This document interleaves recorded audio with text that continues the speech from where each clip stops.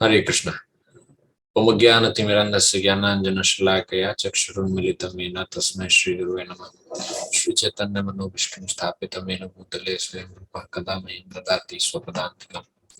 वन्देऽहं श्रीगुरोः श्रीयुतपदकमलं श्रीगुरों वैष्णवांश्च श्रीरूपं सागरजातं सहगण रघुनाथान्वितं तं सजीवं साद्वैतं सावधूतं परिजनसहितं श्रीकृष्णचैतन्यदेवं श्री राधा कृष्ण पादान सहगण ललिता श्री विशाखान्वितांश। नमो ओम विष्णुपादाय कृष्ण पृष्ठाय भूतले श्रीमते भक्ति वेदांत स्वामिनिति नामिने नमस्ते सारस्वती देवी गौरवाणी प्रचारिणे निर्विशेष शून्यवादी पाश्चात्य देशतारिणे। हे कृष्ण करुणा सिंधु दीन बंधु जगतपते गोपीश गोपिका कांत राधा कांत नमोस्तुते। तप्त कांचन गौरांगी राधे वृंदावनेश्वरी वृषभानुसुते देवी प्रणमामि हरिप्रिये। वाञ्छाकल्पतरुभ्यश्च कृपा सिन्धुभ्य एव च पतितानां पावनेभ्यो वैष्णवेभ्यो नमो नमः। श्री कृष्ण चैतन्य प्रभु नित्यानंद श्री अद्वैत गदाधर श्रीवासादि गौर भक्तवृंद। हरे कृष्णा कृष्ण कृष्ण हरे हरे, हरे राम राम राम हरे हरे। हरे कृष्णा। तो ये मंगलाचरण हम हर बार जैसे ही हम स्टार्ट करेंगे तो पहले हम इसका पाठ करेंगे। तो आप लोग पहले तो मंगलाचरण को याद करने का प्रयास करें। हालांकि काफी लंबा है लेकिन कुछ कुछ श्लोकों को आप याद कर सकते हैं। जैसे कि आपको यहाँ पर दिख रहा है सबसे पहला जो मंत्र है ओम ज्ञानतिमिरान्धस्य। तो ये हम तस्मै श्री गुरुवे नमः, हम गुरु की उपासना, गुरु को प्रणाम करने के लिए करते हैं। इसके बाद जो दूसरा है श्री चैतन्य मनोभीष्टम स्थापितम येन भूतले। तो ये श्री चैतन्य महाप्रभु के जो मुख्य शिष्य थे उनमें षड गोस्वामी आते हैं, 6 गोस्वामी आते हैं। उनमें जो मुख्य हैं श्रील रूप गोस्वामी जी, उनका यहाँ पर हम स्तुति करते हैं। इसके बाद ये जो श्लोक है वंदे हम श्री गुरु, ये काफी बड़ा श्लोक है। यही श्लोक हो सकता है आपको याद करने में थोड़ा कठिन हो, लेकिन इसमें इस श्लोक में बहुत आसान चीज भी है क्योंकि ये सिर्फ नाम है। जैसे आप देख सकते हैं श्री गुरु, पहले आपने गुरु की वंदना की, फिर श्रीयुत पद कमलम, है ना।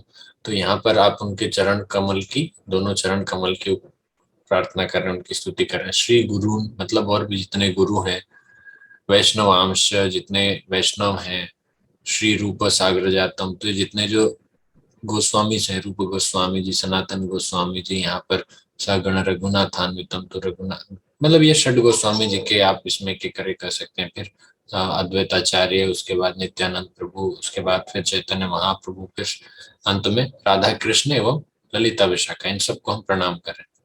फिर ये हे कृष्ण करुणा सिंधु, भगवान कृष्ण को प्रणाम करते हुए मंत्र है।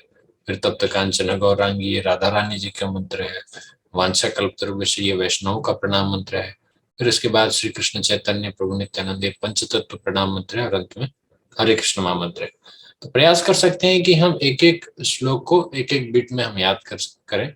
वैसे तो आखिरी के 2 श्लोक तो आपको बहुत इजीली याद हो गए होंगे, बाकी दूसरे जो है श्लोक है उनको आप याद करने में आपको थोड़ा सा समय लगेगा। लेकिन ऐसा होता है ना कि जैसे एक एग्जांपल लेते हैं कि जब आप स्कूल में पढ़ाई करते हैं और वहां पर हम रोज प्लेज करते हैं, India is my country, all Indians are my brothers and sisters, अभी तक याद है? बताइए, आप पूरा प्लेज अभी भी बोल सकते हैं। क्यों? क्योंकि हम रोज प्रतिदिन अगर एक ही चीज को दोहराते हैं तो उसके बाद वो हमें याद हो जाता है। तो इसी प्रकार से कई सारे श्लोक हैं, हमको बिना प्रयास के ही वो याद हो जाते हैं। जैसा कि यदा यदा ही धर्मस्य ग्लानिर्भवति भारत, ये श्लोक को याद करने के लिए कोई प्रयास करने की आवश्यकता नहीं है। महाभारत सीरियल देखते हुए इतने बार उस श्लोक को सुना कि याद हो गया। तो इस तरह से हमें प्रयास करना चाहिए। जितने श्लोक मंत्र प्रणाम मंत्र याद हो उतना अच्छा। तो हम जो चर्चा कर रहे हैं आज भगवद गीता के 9वें अध्याय के 29वें श्लोक से 34वें श्लोक तक का पूर्णता प्राप्त करने के उपाय। तो ये बहुत ही इंपॉर्टेंट सेक्शन है। फिर से हम चर्चा कर रहे हैं। वैसे हर श्लोक को इंपॉर्टेंट कहते हैं प्रभु जी, आप कह सकते हैं, लेकिन 9वां अध्याय हमने पहले भी चर्चा किया था कि 9वां अध्याय सबसे बीच में आता है भगवद गीता का, और इसमें इसका नाम ही है द मोस्ट कॉन्फिडेंशियल नॉलेज, सबसे गुह्यतम ज्ञान। और उसमें भी जब ये अंत में आते हैं तो 9वें अध्याय का 34वां श्लोक जिसको आज हम चर्चा करेंगे, ये श्लोक भगवद गीता में 2 बार आया है। अब उसको हम 2 बार आया है तो कुछ तो महत्वपूर्ण होगा उस श्लोक में, तो हम चर्चा करते हैं। अभी शुरुआत करते हैं भगवद गीता यथारूप श्री श्रीमद श्री भक्तिवेदांत स्वामी प्रभुपाद जी के द्वारा, श्री प्रभुपाद की जय।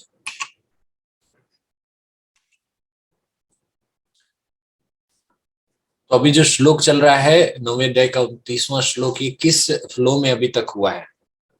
फ्लो इस तरह का है कि अर्जुन के कुछ प्रश्न जो थोड़े बहुत और बच गए थे ध्यान योग के बाद से। ध्यान योग में जब भगवान कृष्ण ने उनको समझाया था, तो 7वें अध्याय की शुरुआत से अर्जुन के कुछ प्रश्न हैं वो इस तरह से हैं कि भगवान, अभी मैं समझ नहीं पा रहा हूँ कि आपने तो ध्यान के बारे में बताया, कर्म के बारे में बताया, और फिर अंत में कह रहे हैं कि जो आपको प्राप्त करने वाला है, आपको जो भजन करता है वो श्रेष्ठ है, तो थोड़ा समझाइए। तो भगवान ने 7वें, 8वें और 9वें ये अध्याय में अब यहाँ पर भक्ति योग के बारे में बताना आरंभ कर दिया। 7वें अध्याय का नाम ही था भगवत ज्ञान, जिसमें भगवान ने अपने बारे में ज्ञान दिया। 8वें अध्याय का नाम था भगवत प्राप्ति, जिसमें भगवान किस तरह से मृत्यु के समय अगर हम कैसे शरीर छोड़े कि हम भगवान को प्राप्त करें, इसके विषय में चर्चा हुई।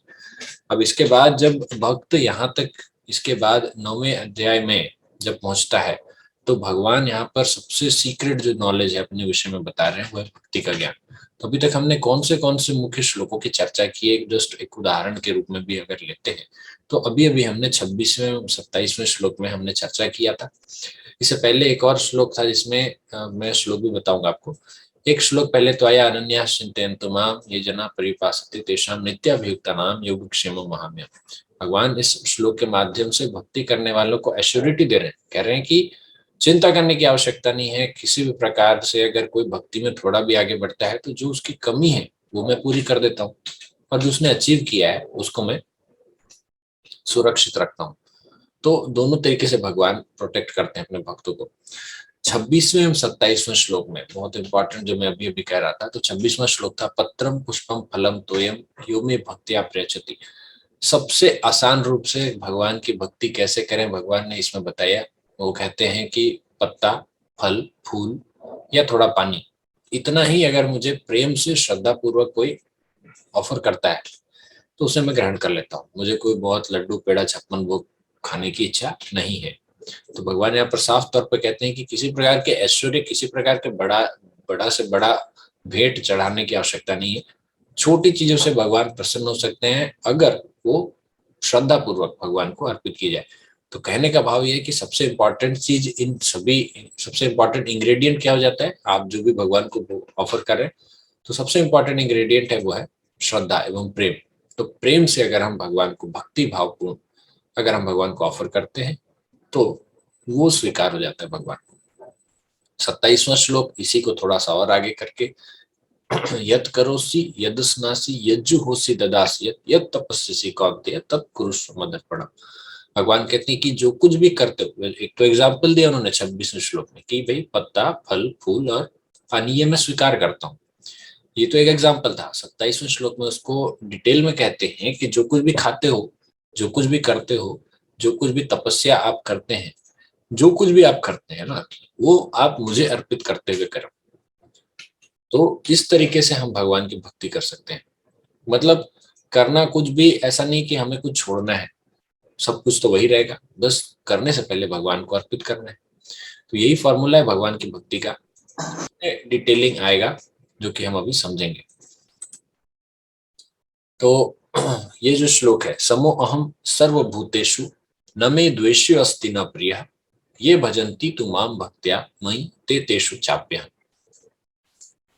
मैं न तो किसी से द्वेष करता हूं, न ही किसी के साथ पक्षपात करता हूं, मैं सबों के लिए समभाव हूं, किंतु जो भी भक्ति पूर्वक मेरी सेवा करता है वह मेरा मित्र है, मुझ में स्थित रहता है और मैं उसका मित्र हूं। तो ये जो श्लोक है, न तो मैं किसी से द्वेष करता हूं, न किसी के साथ पक्षपात करता हूं, ऐसा भगवान को क्यों कहना पड़ रहा है? क्योंकि ये अगर जिस तरीके से भगवान ने इससे पहले एक्सप्लेनेशन दिया है भक्ति का, तो कोई भी ये कह सकता है कि ये तो भाई पक्षपात हो गया कि आप कुछ लोग को फेवर करते हैं, कुछ को नहीं करते हैं। यही प्रश्न सुखदेव गोस्वामी से परीक्षित महाराज भी पूछे थे।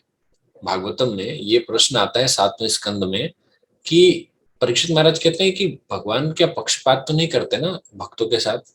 तो उसका उत्तर देते हुए सुखदेव गोस्वामी जी ने प्रहलाद महाराज का जो चरित्र है, नरसिंहदेव भगवान का जो उनकी कथा है, उस कथा को उन्होंने सुनाया था। और उसके माध्यम से उन्होंने कहा कि भगवान जब किसी को मारते हैं तब भी उसका उद्धार होता है, भगवान जब किसी को बचाते हैं तब भी उसका उद्धार हो रहा है।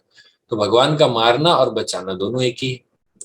भगवान ने हिरण्यकश्यप का वध किया तो हिरण्यकश्यप को कहा क्या जगह मिली, वो तो भगवान के पास वापस चले गए।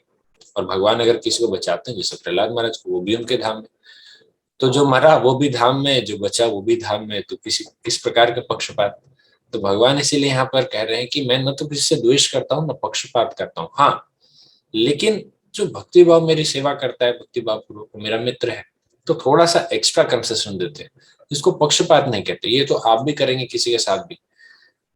जब आपके साथ कोई बहुत प्रेम से कोई आपके साथ है, आपका साथ संबंध है उसका, तो एक एक नेचुरल अफेक्शन थोड़ा ज्यादा रहता है। इसका मतलब ये नहीं कि हम पक्षपात कर रहे हैं, हमने किसी का बुरा नहीं किया। भगवान किसी को दंड अननेसेसरी नहीं देते, वो तो उसको दंड देकर भी भगवान उसका भला करते हैं। तो तात्पर्य में प्रभुपाद जी कहते हैं कि वे उस बादल के सदृश हैं जो सबों के ऊपर जल वृष्टि करता है। एक उदाहरण दिया जा रहा है, चाहे वह वृष्टि चट्टान पर हो या स्थल पर हो या जल में हो, किंतु भगवान अपने भक्तों का विशेष ध्यान रखते हैं। अब इस उदाहरण को ध्यान से समझिए कि अगर मरुस्थल में बारिश होगी तो उसका क्या लाभ है। वो तो जमीन ही खराब है वहां पर, तो उसने कुछ वहां पर वो कर नहीं पाए। लेकिन अब उसी जगह पर अगर कोई व्यक्ति पात्र लेकर खड़ा हो तो उसको जल मिल जाएगा। लेकिन जिसके पास पात्र नहीं है तो वो जल वहीं से नीचे चला जाएगा। तो बादल ने तो दोनों के लिए एक ही काम किया, पर आपके पास पात्र था इसीलिए आपने उस जल को ग्रहण कर लिया, उसको स्टोर कर लिया। इसी तरह से भगवान भी सब पे बराबर समभाव ही रखते हैं। जो उसको स्वीकार कर पाता है, रख पाता है, उसका सामने सामने दिखता है कि इसका भला हो रहा है, और कुछ के लिए वो नकारात्मक रूप में कार्य करता है। हालांकि भगवान के साथ नकारात्मक और सकारात्मक दोनों ही डीलिंग फायदेमंद है। लेकिन चूंकि भगवान की भक्ति करने के लिए एक्स्ट्रा कंसेशन मिलता है, तो क्यों ना भक्ति करें। इसमें आनंद भी है, कंसेशन भी है, और भगवान कहते हैं कि मैं उसका मित्र हूं। तो भगवान का मित्र बनने का कितना लाभ है।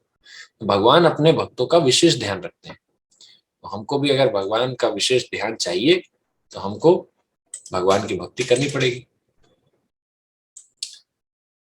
अब विशेष ध्यान रखते हैं तो इसको थोड़ा और जोर देने के लिए ये श्लोक है।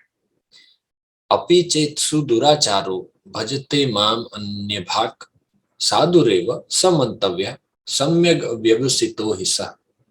इस श्लोक को आप उल्टे तौर पे मत लीजिएगा, पहले से बात बता रहा हूँ।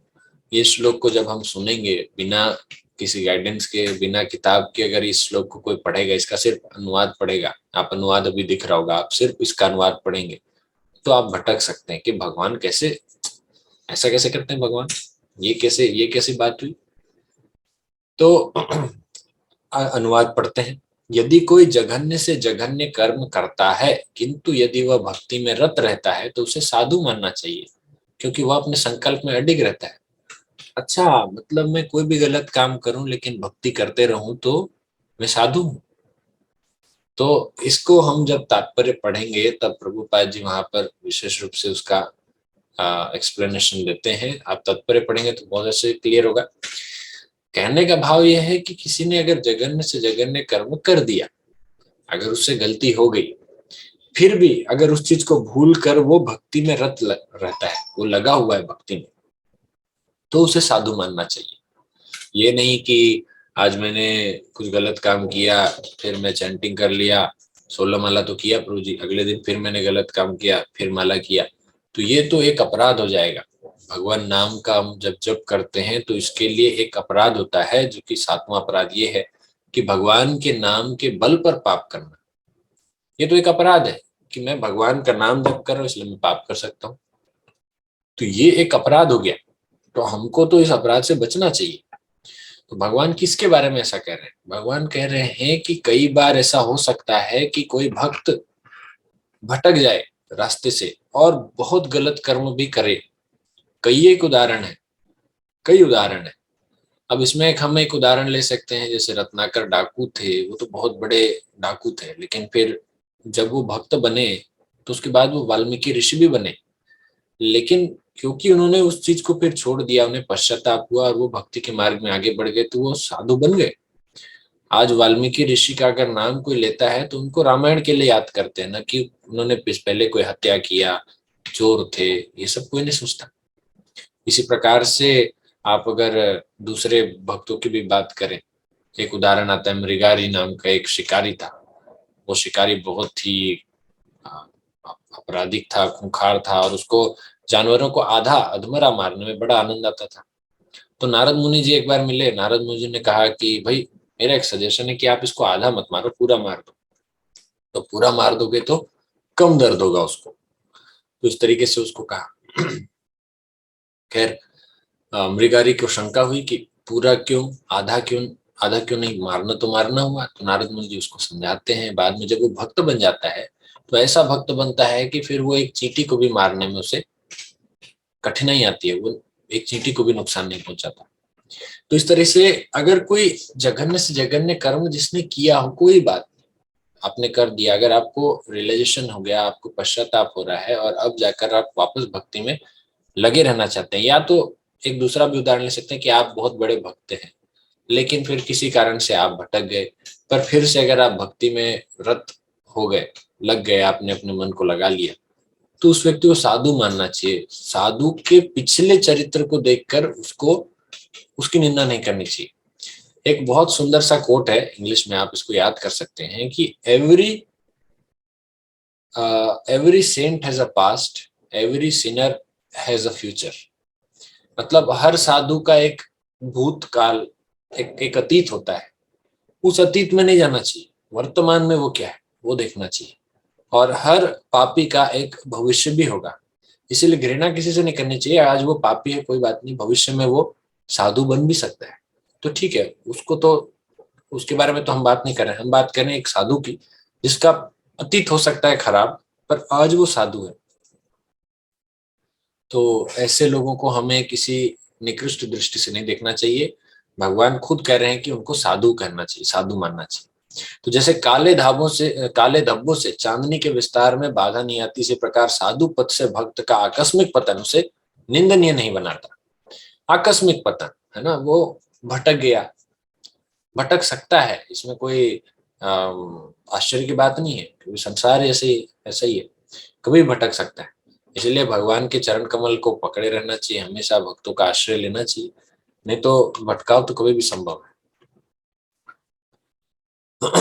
क्षिप्रम भवति धर्मात्मा शश्वत शांति निगच्छति कौन्तेय प्रतिजानिहि न मे भक्ता प्रणश्यति। बार बार भगवान एश्योरिटी दे रहे हैं कि गलती भी किए लेकिन फिर से अगर आप भक्ति मार्ग में हैं, कोई बात नहीं, वह तुरंत धर्मात्मा बन जाता है। कौन बन जाता है वह, ये पिछले श्लोक से कनेक्टेड है। अभी अभी हमने चर्चा किया पिछले श्लोक में कि वह कौन, वह जो पतित हो गया लेकिन फिर से अगर वो जघन्य कर्म करने के बाद वो पतित हो गया लेकिन फिर से वो भक्ति मार्ग में आ गया है और वहां पर रत है, तो ऐसा व्यक्ति को साधु मानना चाहिए। तो ये जो व्यक्ति है वो तुरंत धर्मात्मा बन जाता है। क्यों बन जाता है, क्योंकि उसने भगवान का आश्रय ले लिया और स्थायी शांति को प्राप्त होता है। आप उसकी निंदा करते रहेंगे, आप भले शांति को प्राप्त नहीं कर पाएंगे, लेकिन वो व्यक्ति जो एक बहुत बड़ा पापी था, वो भगवान के चरण कमल का आश्रय लेकर उसने शाश्वत शांति को प्राप्त कर लिया। ये भक्ति का प्रभाव है। जगाई और मदाई तो इसके उदाहरण भी हैं। श्री चैतन्य महाप्रभु के लीला में दो बड़े दानव थे, ये दानव ही कह सकते हैं, असुरी प्रवृत्ति के लोग थे, पापी थे, पर इन्होंने जब भगवान की भक्ति ग्रहण की तो स्थायी शांति भक्ति को प्राप्त किया। हे कुंती पुत्र, निडर होकर घोषणा कर दो कि मेरे भक्त का कभी विनाश नहीं होता। क्या बोलते हैं भगवान कि आप घोषणा करो, आप अनाउंस करो, you declare that my devotees will never perish, मेरे भक्तों का कभी विनाश नहीं होता। क्यों भगवान को घोषणा करनी चाहिए थी, भगवान दूसरों से घोषणा करवा रहे हैं। भगवान भी तो बोल सकते थे कि मैं घोषणा करता हूं। ये एक प्रश्न यहाँ पर आता है, ये इंपॉर्टेंट प्रश्न है। इस प्रश्न को थोड़ा सा डिटेल में जानना चाहिए वैसे तो, लेकिन मैं ऐसा बता रहा हूँ कि भगवान जब कुछ कहते हैं तो यहाँ पर कई चांसेस हैं कि भगवान अपने वचनों को तोड़ दें। महाभारत युद्ध में भी भगवान ने अपने वचनों को तोड़ दिया। भगवान ने कौन सा वचन लिया था कि वो शस्त्र नहीं उठाएंगे, लेकिन उधर से भीष्म पितामह ने भी ये वचन लिया कि ये आज या तो मैं भगवान से उनके अस्त्र में उनके हाथों उठवाऊंगा, या तो पांडवों का वध करूंगा, अर्जुन का वध करूंगा, ऐसा युद्ध होगा। तो भगवान को अब भीष्म पितामह के वचन की रक्षा भी करनी थी। भीष्म पितामह उनके भक्त हैं और साथ ही साथ अर्जुन की भी रक्षा करनी थी। तो क्या करें, मैं अपना वचन तोड़ देता हूँ। तो भगवान ने अपना वचन तोड़ दिया और उन्होंने उठा लिया शस्त्र। तो भगवान अपने वचन की इतनी परवाह नहीं करते जितने कि भक्त के वचन की परवाह करते हैं। इसलिए भगवान कह रहे हैं कि निडर होकर घोषणा करो, अर्जुन अर्जुन भक्त है भगवान का, अर्जुन जो बोलेगा भगवान को करना पड़ेगा। कई बार हमने देखा भगवान कृष्ण अपने कैसे वचन को तोड़ देते थे, लेकिन भक्त का वचन नहीं तोड़ेंगे। भक्त का वचन खाली नहीं जाएगा, अपना वचन खाली जाए चलता है। तो इसीलिए तात्पर्य में प्रभुपाद जी क्या लिखते हैं, हरे कृष्णा कृष्ण कृष्ण हरे हरे, हरे राम राम राम हरे हरे। इस मंत्र का अनवरत जप करना चाहिए। यह भक्त को आकस्मिक पतन से बचाएगा। इस प्रकार वह समस्त भौतिक कल्मशों से सदैव मुक्त रहेगा। भगवान का हरि नाम अगर हम जप करते रहेंगे तो आकस्मिक पतन से बच जाएंगे। तो प्रभुपाद जी के इस उपदेश का हमको पालन करना चाहिए और भौतिक कल्मशों से बचे रहने का हमको प्रयास करना चाहिए। सदैव मन को भगवान की सेवा में, भगवान के चिंतन में लगाए रखें। माम ही पार्थ व्यपाश्रित्य ये पीस्यु पाप योनयः स्त्रियो वैश्यास तथा शूद्रस्तिपि यान्ति पराम गतिम। एक और कंट्रोवर्शियल श्लोक, पर इसको हमको सही भाव से इसको समझना पड़ेगा। हे पार्थ, जो लोग मेरी शरण ग्रहण करते हैं वे भले ही निम्न जन्मा स्त्री, वैश्य, व्यापारी तथा शूद्र श्रमिक क्यों ना हो, वे परम धाम को प्राप्त करते हैं। तो यहाँ पर स्त्री, वैश्य तथा शूद्र को निम्न जन्म या फिर पाप योनि इस तरह से क्यों कहा गया है? पाप योनि या फिर ये स्त्री, वैश्य, शूद्र, इनको अलग से ऐसा क्यों कहा गया है? तो ये तो भाई भगवद गीता तो पुरुषों को श्रेष्ठ बता रहा है, स्त्रियों को श्रेष्ठ नहीं बता रहा है। और वैश्य और शूद्र को, ये तो जात पात वाली बात कर रही है, यहाँ पे कर रहे हैं कि आप ब्राह्मण और क्षत्रिय को श्रेष्ठ बता रहे हैं। तो भगवद गीता इस उद्देश्य, ये इस तरीके से बता रहा है वैश्य, शूद्र और स्त्री को। शास्त्रों का ये भी कथन है कि जन्म से सभी शूद्र होते हैं, जन्मना जायते शूद्रा, और कलौ शूद्र संभवात, कलयुग में सभी लोग शूद्र ही होते हैं। तो हम सभी तो वैसे भी पहले से ही हम शूद्र अवस्था में। शूद्र कौन होता है? यहाँ पर आप शूद्र कोई जाति से मत समझिए। यहाँ पर हम कोई general, SC ST OBC category की बात नहीं कर रहे। यहाँ पर बात हो रहा है कि जिसने कोई संस्कार अपने जीवन में नहीं ग्रहण किया उसे कहते हैं शूद्र। जन्मना जायते शूद्रा, जन्म से सभी शूद्र होते हैं क्योंकि उनको कोई संस्कार नहीं मिलता। संस्कारात भवे द्विजा, और जब उनको संस्कार दिया जाता है, संस्कार अर्थात यहाँ पर हम बात कर रहे हैं कि जो यज्ञोपवीत संस्कार, दीक्षा होती है, तो यज्ञोपवीत संस्कार के बाद, जनेऊ धारण करने के बाद वो द्विज बनता है, द्विज। और उसके आगे वेद पठति इति विप्र, जिसने वेद का पाठ किया उसे विप्र कहते हैं। ब्रह्म जानाति इति ब्राह्मण, जो ब्रह्म को जिसने जान लिया उसको ब्राह्मण कहते हैं। न कि कोई शर्मा है, मिश्रा है, पांडे है तो वो ब्राह्मण है, नहीं, वो ठीक है। यहाँ पर हम जो बात कर रहे हैं ये वर्णाश्रम के स्तर पे बात हो रही है। यहाँ पर कोई भारतीय संविधान का या कास्ट सिस्टम की बात नहीं हो रही, वो तो उस समय पर था भी नहीं। 5000 वर्ष पहले जो था, जो सिस्टम था, उस सिस्टम के अनुसार बात किया जा रहा है कि स्त्री, वैश्य तथा शूद्र। तो उस समय पे क्या स्त्रियों को पुरुष से कम माना जा रहा है? क्या ऐसा है? नहीं, यहाँ पर आप तात्पर्य पढ़ेंगे तो तीनों के अलग अलग चीज बताए गए। स्त्री के विषय में यहाँ पर इसलिए बोला गया है क्योंकि स्त्री को एक स्वभावतः देखा जाए तो वो भावुक होती है। भावुक होने के कारण कोई भी उनको ठग सकता है, कोई भी उनको अपने बातों में, अपने बात के जालों में फंसा सकता है। तो सामान्यतः ऐसा 100% नहीं, लेकिन मैक्सिमम जो होती हैं वो थोड़ी भावुक होती हैं। जबकि पुरुष जो होते हैं वो इस तरह से किसी की चिकनी चुपड़ी बातों में इतना जल्दी शायद नहीं आते। ऐसा नहीं कि सभी लोग नहीं आते, पर यहाँ मैक्सिमम एक कोटा लेकर चला जा रहा है। तो उस समय पर इस तरह की बात कही गई है। वैश्य तथा शूद्र को क्योंकि उन्होंने संस्कार नहीं लिए हैं, इसलिए उसके बारे में बात कर रहे हैं कि वे भले ही निम्न जन्म हो, इसीलिए उनको निम्न जन्म बोला गया। तो इस तरह से क्यों ना हो वे परम धाम को प्राप्त करते हैं। तो भगवान को ये स्टेटमेंट भले बोल रहे हैं तो लोग इसमें दूसरी चीज को पकड़ते हैं जो नहीं पकड़ना चाहिए। जैसे अभी आप ये तीनों को बारे में क्यों बात कर रहे हैं, इन तीनों को क्यों छोटा बताया गया है, लोग इस बात को समझते हैं, लेकिन ये नहीं समझते कि भगवान ये कह रहे हैं कि आप चाहे कैसे भी जगह पर, कैसे भी, किसी भी जाति में, किसी भी योनि में आपका अगर जन्म हुआ हो, लेकिन अगर आप भगवान की शरण ग्रहण करते हैं तो आप परम धाम को प्राप्त करते हैं। इस चीज को लोग क्यों नहीं पकड़ते कि आप कैसी भी अवस्था में रहेंगे, लेकिन अगर आप भगवान की भक्ति करेंगे तो भगवत धाम प्राप्त कर सकते हैं। उस बात को लोगों को सोचना चाहिए। लेकिन लोग क्या सोचते हैं कि नहीं, भगवान ने इस तरह से कैसे कह दिया। यहाँ पर भगवान ने स्पष्ट कहा है कि भक्ति में उच्च तथा निम्न